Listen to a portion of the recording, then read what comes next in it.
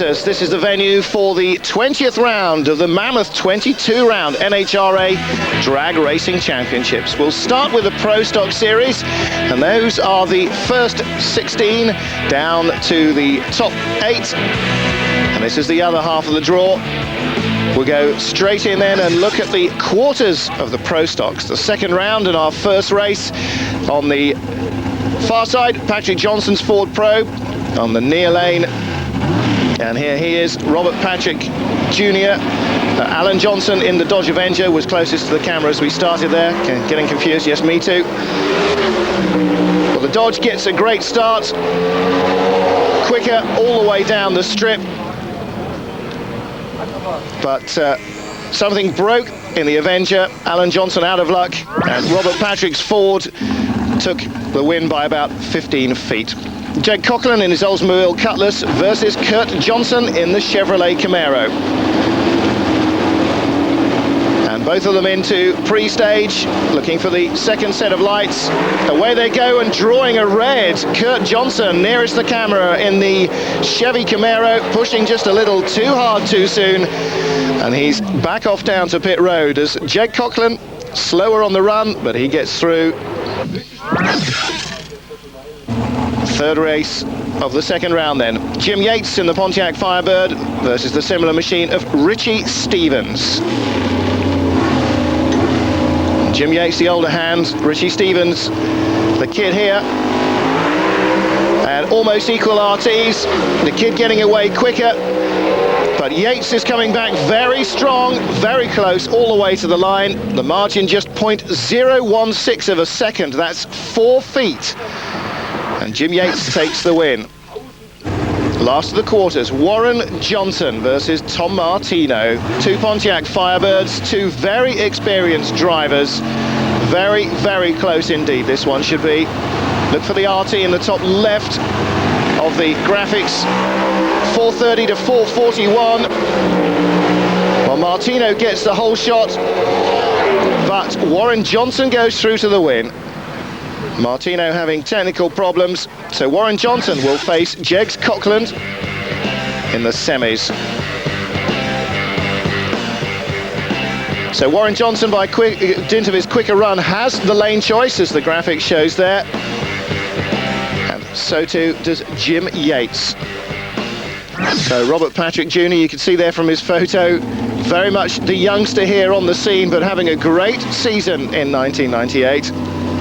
Jim Yates, here he is in the split fire Firebird. Robert Patrick in the Ford Probe, away from the camera there. And very close getaway. And the Ford needed to dip into the 6s to win that one. But with temperatures up into the 80s, the track is too slick. And Jim Yates takes it narrowly to go into the final round. Who will he face? Will it be Warren Johnson in the Pontiac Firebird or Jed Coughlin in the Oldsmobile Cutlass? Coughlin on the left-hand side of the screen. Well, Warren Johnson easing ahead from the halfway mark, and from 1/8 of a mile it was all the way down to his. Jed Coughlin got the whole shot there, but Warren Johnson came back to win by 0.034, and he will face Jim Yates, as you've seen there. They've met 4 times in 98. Warren Johnson leads it 4-0. But he got a very slow start. Yates was out first, leading at the halfway mark. But he drifted left, and Warren Johnson takes another win. The 72nd win of his career. He is having a fantastic race. And there you see Jim Yates drifting out towards the penalty line to his left, and he had to lift out of the throttle, and that gave Warren Johnson the win. So Johnson's second in the championship.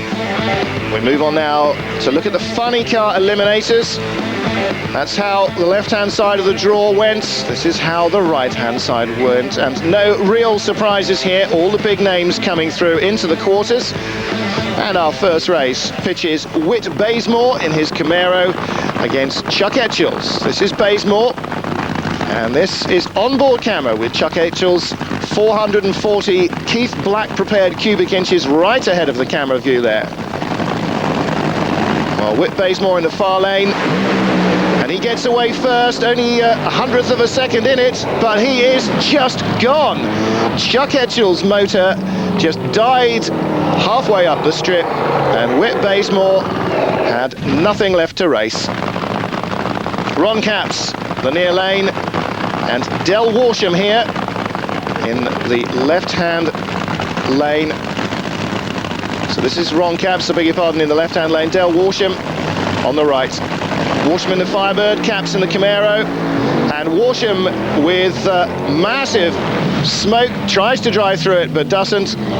Capps with a puff of smoke there at the top end of the strip, but he takes the win and he moves on. Race 3, Dean Scusa versus this man, Cruz Pedregan. Castrol Firebird, this is the onboard view, the hemi-powered Avenger of Dean Scusa.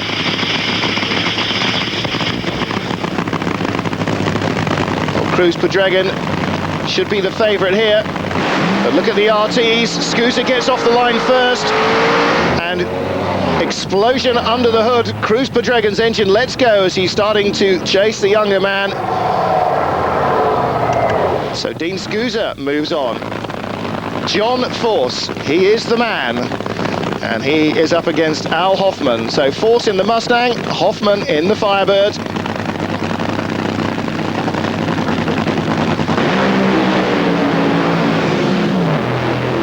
Well, John Force driving through to win. What happened to Al Hoffman?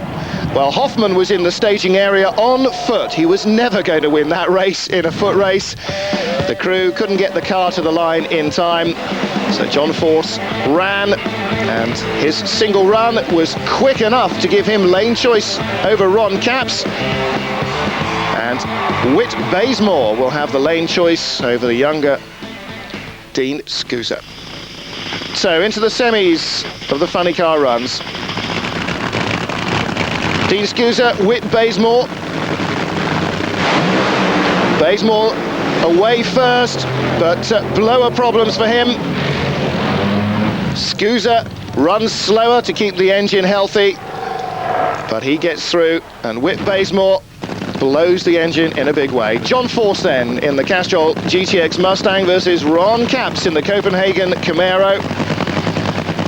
And this will be important in terms of the championship. This is the sixth time they've raced all year. Force winning 3-2 now extends that to 4-2, leaving pretty much together, but John Force had the power all the way down the quarter. He goes into the final, and there are the figures between these two. Dean Scusa leading in face-to-face show-offs with John Force. What can he do this time? Well, Force needs the points. He wants to win this one, obviously, but he needs the championship points. That's even more important. Ron Capps is out of the running now. He's beaten him, but he needs to stack up even more points against his championship rival. And a very close getaway, but the onboard shows it goes John Force's way. The blow-up at the end is immaterial. The engine had done what it needed to do for him. And the Castrol GTX Mustang pedals into another win.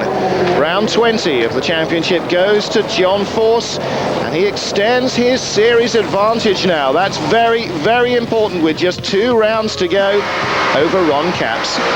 Replay courtesy of Dean Scusa, and there goes the Force. John Force 15-13 to Ron Capps 14-23. There's 90 points in it. It's not done by any means, but John Force has the advantage. We move on then to Top Fuel, to the Eliminators. And again, no real surprises here.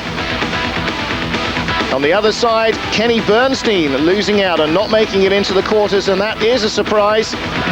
He's still having a good season, but not to be here in Texas. Into the quarters then, and Mike Dunn versus Doug Herbert. The onboard camera perched on the nose of Mike Dunn's rail. Great shot, they're both in stage, and a very quick getaway from Dunn, and the camera shows absolutely nothing alongside him. A great start away from the line, and stretched away all the way up the strip to win by 0.155, and that is a massive margin in Top Fuel. Gary Scalzi then in his Hadman rail versus Eddie Hill in one of the much more common McKinney chassis.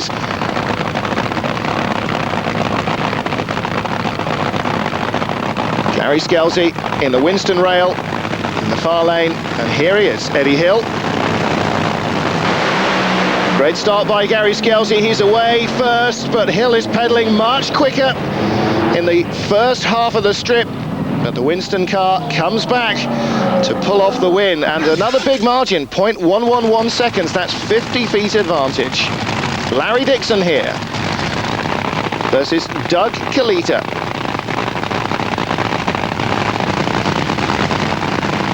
Both got a good set of lights, all clean. Kalita in trouble right away. And on this slick surface, the clutch set to bite far too early. He smokes the hides, and there is just nothing he can do about that. Dixon streaks away. Final of the quarters then, Joe Amato versus Corey McLenathan. The Big Mac here. Joe Amato pulling the left-hand lane. So Corey McLenathan in the right. Doesn't seem to be any real advantage in any of the lanes at the moment. Corey McLenathan and Joe Amato very close in the championship battle, and a very close race all the way. Oh my goodness, Joe Amato takes the win from Corey McLenathan, and that might be a real turning point in the championship race. Takes the points away from Corey and doing him a lot of damage. If Gary Scelzi can go ahead and win today, then it might put the championship out of anybody else's reach. Well, McLenathan is the man who's chasing Scelzi for this title, and that lose there, very, very important. So, Gary Scelzi will face Joe Amato, the man who beat Corey McLenathan. Let's see if Amato can add Scelzi's scalp. I'm sure McLenathan will hope so. Let's see what Scelzi can do. Well, a good clean start, but oh no, bad news for Corey McLenathan, because Joe Amato breaks out into smoke from the tyres at 200 feet, and the Team Winston rail streaks to another win. Mike Dunn then versus Larry Dixon. The Miller Light rail coming in and pulling a full set of lights, but immediately in trouble for him as well, smoking the tyres. And so for the fourth time this year, Mike Dunn and Gary Scelzi face off in the final. Well, right now, it's a 3-0 championship, a 3-0 final advantage for Scelzi. 4-2 in all championship races this year. So Scelzi versus Dixon. Scelzi leading 4-2 overall and 3-0 in final meetings. Will he make it 5-2 and 4-0, or can Mike Dunn pull one out of the hat here and keep the championship alive? Well, a great start by Dunn, but a flash of flame from the base of the supercharger. Gary Scelzi wins it. When you win a championship, the luck has to go with you. Well, mechanical problems there as the cylinders start to mix up on Gary Scelzi, but he still wins it, and he now has a 73-point lead over Corey McLenathan, 137 over Joe Amato. Hey, baby. I told you. He told me, he says, it's only 4 quarter miles. He says, that's all you got to do. Man.